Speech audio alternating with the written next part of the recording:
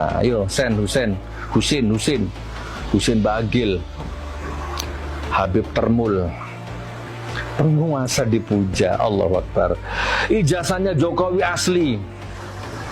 Coba kalau berani ente ngomong mobil SMK asli, coba. Ekonomi 7% asli, meroket, Juli, berani nggak? Lalai tengok, aduh, jadi lagi gitu kalau berkau kesah lah ya tengok lagi. Datang aja ke kuburan lah, dicium misalnya, curhat ke sana lah ke kuburan. Jangan kalau ke kuburan lah, seperti ditarim lagi kuburan Allah dan bisa mengabulkan 70 hajat lah. Jangan bilang ini fitnah, apalagi adu domba. Ini adalah fakta yang nyata ada di depan mata. Bahwa bisnis jual beli agama berlandaskan nasab itu nyata adanya. Ini buktinya. Dengan iming-iming tiupan air maka uang mengalir. Ibarat tak ada amplop, maka doa tak akan klop. Ini cuma mengingatkan sesama, cepat sadarlah dan belajar akidah yang benar. Waktunya beliau baca Yasin berapa kali? 60.000 kali. 60.000. Izin state bosku. Tapi jangan ketawa ya. Jangan berketawa. Soalnya saya mau cerita Habib lagi nyebarin khurafat. Kata dia, Habib yang saya statement videonya nih ya, dia bilang gurunya diberikan keberkahan waktu oleh Allah Subhanahu wa Ta'ala katanya, sehingga beliau, kata si muridnya nih Habib nih, bisa membaca Yasin dari maghrib sampai isya itu 60.000 kali. Kalau sebelum ngomong mikir kan nggak mungkin begitu, ya kan? Nggak mungkin lah dia bilang seperti itu. Kalau dia punya otak, dia juga nggak bakal bilang seperti itu.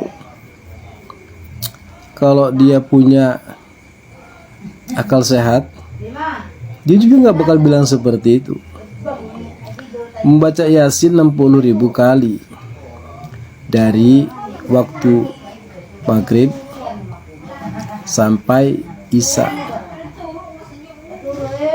Tapi ya rata-rata Habib kalau nggak goblok ya blow on atau botol, blow on tolol, ya kan?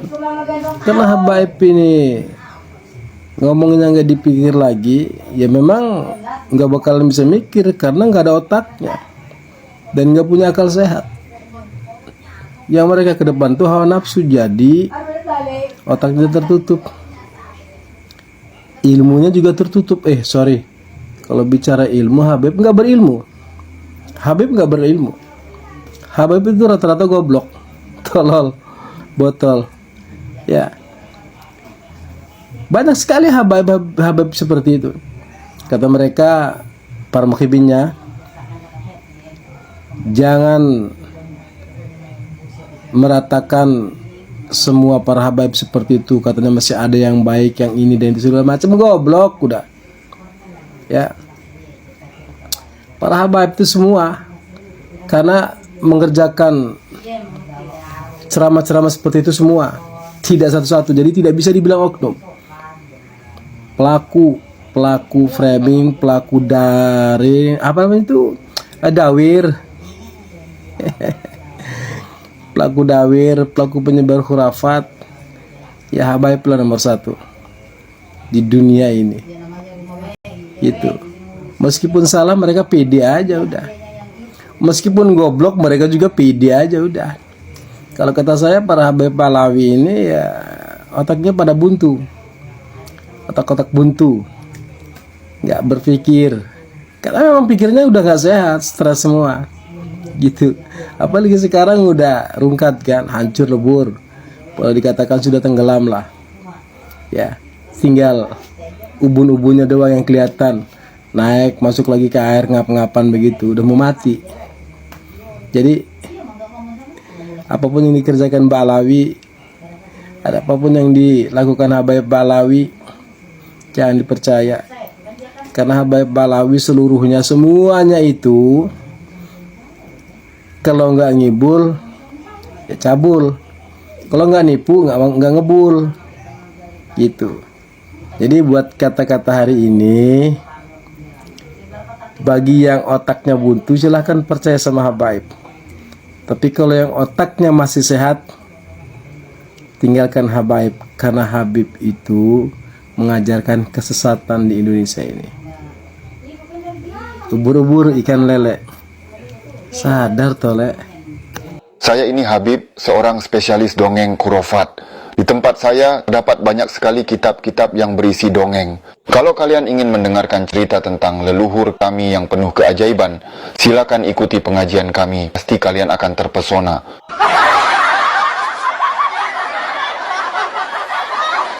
Ente kenapa suka jualan agama di Indonesia? Karena kalau jualan agama di Indonesia pasti laku. Orangnya banyak yang masih bodoh. Ayo para jamaah, habis ini langsung beli air doa saya, ya, supaya saya bisa beli mobil baru. Soalnya saya udah bosen sama Ferrari saya yang lama.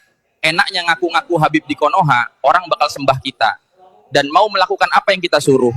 Padahal saya bukan Habib asli sebenarnya. Apakah Ustadz bisa membantu saya supaya para pengikut Ustadz mau memilih saya?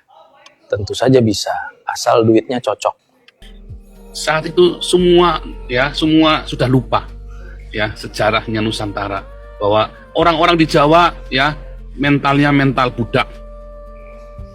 Mereka merasa mereka budak, hamba sahaya. Mereka lupa mereka dulu adalah bangsa yang besar. Kan goblok saudara, ini orang-orang ini kan. Kalian goblok, iya kalian itu. Ya, orang-orang Islam ini kalian. Goblok saudara. Saudara, betapa hebatnya Habib ini, betapa cintanya Habib ini kepada Indonesia, orang-orang Yaman ini. Goblok saudara. Ya, padahal ada lagi di Olala BP di puncak itu ya saudara ya. Lagi dikebut pada meteng semua, tinggal semua saudara, jadi lonte semua di puncak itu saudara ya. Lihat di puncak itu jadi lonte semua kan. Itu yang pulang dari Arab itu pada jadi lonte semua kan, di TKW itu kan. Mau lapor polisi Arab malah dipancung, enggak, atau dicambuk ya, sama di Aceh kan. Saya lagi menyadarkan Anda, hati-hati saudara ya. Masa keledai masuk kedua kalinya ke lubang yang sama? Nah, Anda masuk dua lubang yang sama. Pikir otakmu tuh coba bongkar saudara. Otak isinya sperma semua kok, susah. Kalian dicekok, kita kasih makan apa sih sama kiai-kiai itu sehingga otaknya lengket begitu, isinya sperma. Iya. Percaya siksa kubur nggak sih, Bah? Sama kan udah bilang. Kalau di kuburan itu ada disiksa, kasih abah satu aja semua. Kan saya udah kenal Tuhan saya. Tadi yang menyiksa kubur itu siapa? Perbuatan diri kita sendiri. Dan ingat, siksa kubur itu bukan pada jasad yang dimayat. Ngapain Islam amat ditanya? Orang mati ditanya. Orang itu nampak tadi akal kulinya, akal ma'asi nggak jalan itu. Karena tadi kembali lagi siksa kubur itu dari anggapan awal yang salah, Allahnya masih duduk di aras langit ketujuh. Dia ngutus malaikat azab yang akan bertanya, malaikat munkar. Padahal kita di dunia ini harus ngerti siapa Tuhan kita. Tadi, man rabbuka, man nabiyuka, man ikhwanuka. Tadi. Tapi bener nanti ada pertanyaan kayak gitu. Ya sekarang. Sekarang bukan nanti setelah mati. Bukan. Kan ini kuburannya tubuh. Kuburan. Jadi siksa kubur itu ada tapi dalam kehidupan. Kan tadi ibaratkan rambut dibelah 7. Maka lihat, saksikan setiap hari Abah menyaksikan siksa kubur. Abah menyaksikan neraka. Tadi maka Abah juga termasuk menyaksikan orang hukum kisos Allah dohirkan. Orang yang membunuh akan dibunuh. Itu kisos Mas Hendra. Jadi Quran itu real. Orang menyakiti akan disakiti. Orang membantu akan dibantu. Kan tadi. Jadi manusia itu adalah yang menyiksa dirinya, perbuatan dirinya itu. Karena tidak selaras dengan hukum Tuhan. Kenapa di dalam surat As-Sam itu dijelaskan bagaimana datang waktu pagi, bagaimana datang waktu malam, dan semua tadi. Sampai nanti pertanyaan yang ke-7, wa nafsi wa masawaha falhamaha fujuraha wa taqwaha qad aflaha man zakaha. Sudah pasti untungnya tidak ada siksa kubur itu. Maka Allah jawab di surat Al-Imran kalau nggak salah, wasyari'u ila magfirati mir rabbikum wa jannatin arduhas samawati wal ard. Berarti kalau gitu, kalau seandainya semua dunia ini surga, di mana nerakanya Mas Hendra? Di mana siksa kuburnya? Siksa kubur itu kamu yang bikin. Kamu menyakiti, ya hari ini kan itulah siksa kubur. Karena kalau ngerti manusia itu jiwa. Jiwa itu tidak bisa disakiti kecuali pada jasa. Itulah alasan juga kenapa kita diulang. Ilaihi marji'ukum jami'an. Manusia itu harus kembali pada Allah, wa'adallahi haqqo. Tadi. Kemudian kata Allah summa yu'iduhu, dan kemudian diulang.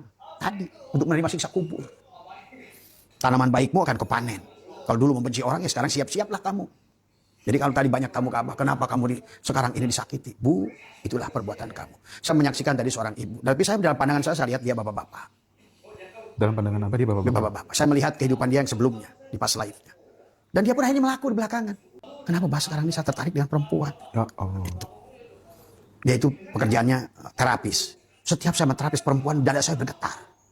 Karena dia udah punya anak 2. Itulah saya jelaskan ke dia. Bu, ibu itu baru reinkarnasi di kehidupan sebelumnya. Ibu itu adalah laki-laki. Dan Abah sudah melihat tadi ibu. Ibu itu seorang yang berkumis tadi semua. Tadi semua. Bah, sebentar Bah. Ini karena relate banget dengan apa yang saya alami gitu ya. Jadi saya tuh punya kenalan. Iya. Dia sendiri juga sudah ngobrol sama saya gitu kan. Aku tuh nggak tahu dari kecil tuh ya kayak nggak tahu feminin gitu, feminin banget gitu. Kalau misalnya meninggal orang tua ya banyak, saya pun juga ditinggal sama orang tua saya, bapak saya dari kecil, tapi saya juga normal-normal aja gitu. Dan dia tuh kayak nggak sama perempuan juga nggak begitu tertarik begitu. Nah mungkin kejadian-kejadian seperti ini itu dipengaruhi oleh kehidupan dia sebelumnya atau bagaimana? Dan kalau misalnya dia juga pengen normal, maksudnya tuh pengen nggak kayak gitu. Ikut praktek saya tadi, menghapuskan karma. Yang tercatat wanak tubuh makodamu wa asarohum. Karena kehidupan ini Mas Hendra akan diputarkan, dada kita ini kayak proyektor film Mas Hendra. Apa yang sudah tercatat di inilah besok yang akan terjadi, itu susah atau senang. Dari catatan-catatan kita baik di kehidupan ini maupun di kehidupan lalu. Maka tadi manusia itu sampai Nabi berkata ada yang disiksa di neraka itu selama-lamanya. Karena dia lahir tidur lagi. Lahir tidur lagi. Dan Abah menyaksikan orang yang sudah padahal udah ratusan ribuan kali reinkarnasi tetap menderita. Bahkan akhirnya harus berpindah wujud Mas Hendra. Pada wujud yang bukan wujud manusia. Dan besok kalau Mas Hendra mau bicara reinkarnasi, Abah akan bahas secara kitab dari semua. Sip Bah, itu yang ditunggu Dan teman-teman Quran. semua Bah. Quran begitu jelas menjelaskan itu. Rinci Quran itu. Kisahnya dilengkapi oleh Allah tentang itu. Termasuk juga Ashabul Kahfi itu. Itu jangan dikira. Nah itu karena akalnya nggak pakai akal kuli. Dia pikir tidurnya di gua 300 tahun. Coba. Terus dia keluar bawa uang. Ternyata uangnya sudah nggak berlaku. Karena rajanya sudah ganti. Tahunnya sudah jauh berubah. Itu kan sebetulnya berarti di mana? Masa di akhirat begitu Mas Hendra? Coba kalau orang pakai akalnya yang jelas. Kan dia katanya udah orang mati adalah tidur, orang tidur adalah orang mati. Artinya orang yang hidup tidak tersambung. Dia tidak punya kesadaran. Maka tadi konsep Abah STS. Sekarang ini persoalan manusia harus dikembalikan kesadarannya. Karena pada saat kesadarannya ada di tubuh, berarti kesadaran ruh. Kalau tubuhnya 100%, kesadaran si jiwa, 0. Berarti kesadaran Allah, 0. Dialah makhluk biasa di dunia ini. Berjalan dengan segala kesusahannya. Maka dia harus siap mematikan diri. Walaupun memang harus perlahan. Tidak mungkin sekaligus. Dan memang dunia ini seperti ini dikehendaki Tuhan. Maka tadi kenapa tasakuran bagi agama apapun pakai tumpeng Mas Yana. Jadi tidak mungkin semuanya harus sadar sekaligus. Ya nggak rame. Inilah. Maka kenapa selalu dikelambangkan gunung. Gunung itu kan kecil di atas, besar ke bawah. Tasakuran nasi tumpeng. Ujungnya kecil, ke bawah besar. Artinya itulah yang disebutkan dengan kesadaran nafsu amaroh harus naik pada nafsu lawamah. Kepada mulhimah, kepada mutmainnah, kepada roh dia, pada mar dia. Sampailah pada kamilah. Yang sampai di puncak itu sedikit. Maka tadi di Candi Buddha itu kamadatu. Artinya manusia dengan nafsu. Semuanya hanya makhluk aja. Naiklah rupa datu. Dia mentuhankan bentuk semua. Ingin mobil begini, ingin mobil. Semua. Supaya manusia pun dituhankan. Ini rahib saya, ini pendeta saya, ini kiai saya, ini mursyid dalam wajah itu. Padahal kembali pada Tuhan itu naikkan pada arupa datu. Maka pendeta Buddha itu dari bawah mulai begini, kemudian begini, kemudian begini, kemudian begini, kemudian di penghujungnya begini. Tadi semua kosong. Tapi inilah yang harus elemen ini harus dipahami. Ininya jari jempol dan jari ini menyatu. Tapi 3 jari ini adalah orang kaya, agnia, fukoro, masakin. Setelah kamu begini, kosong. Maka semua patung itu di lantai atas itu arah timur, barat, begini semua. Tadi semua. Kalau di bawah kan kelihatan patung itu berbeda. Kapan kamu di barat, dia kemana menghadapnya. Kapan di timur, beda lagi. Naik lagi, begitu. Tapi kalau sampai di puncak, yaitu yang murtad tadi, tadi semua. Murni tauhid, semua. Sudah merdeka dari hukuman gonjang-ganjing hukum alam ini. Silakan dunia ini kayak apapun, sudah bahagia dia. Sudah lepas di situ. Ya. Jadi itu. Karma itu penting. Yang kedua menemukan di mana sih kelebihan kita. Karena kita ini ya, betul. Limited edition, Mas Chandra. Makanya nggak ada manusia kan tadi walakon karomna bani. Berarti kita datang ke dunia ini dengan maksud Allah nggak? Iya, bukan kebetulan. Betul. Bukan nongol dari batu. Ada dalam rancangan Tuhan. Cuma kita nggak ngerti. Tadi HP iPhone dipakai nenek-nenek. Tubuhnya nih HP iPhone. Yang makanya nenek-nenek nggak tahu gimana cara ngeluarin AI, cara ini, cara download, cara apa. Akhirnya hidupnya itu hanya dipakai untuk Seneng aja yang komen sekarang, semoga cepet kiamat katanya. Ini udah banyak yang mulai tercerahkan Ya, ya. ya, Luar biasa sekali. Dan Abah juga udah mau datang tamu banyak. Iya, terima kasih banyak. Ya. Abah tamunya banyak banget teman-teman, jadi Ya. kita merasa terhormat sekali. Ya. Terima kasih banyak ya, Bah. Ya. Bisa nanti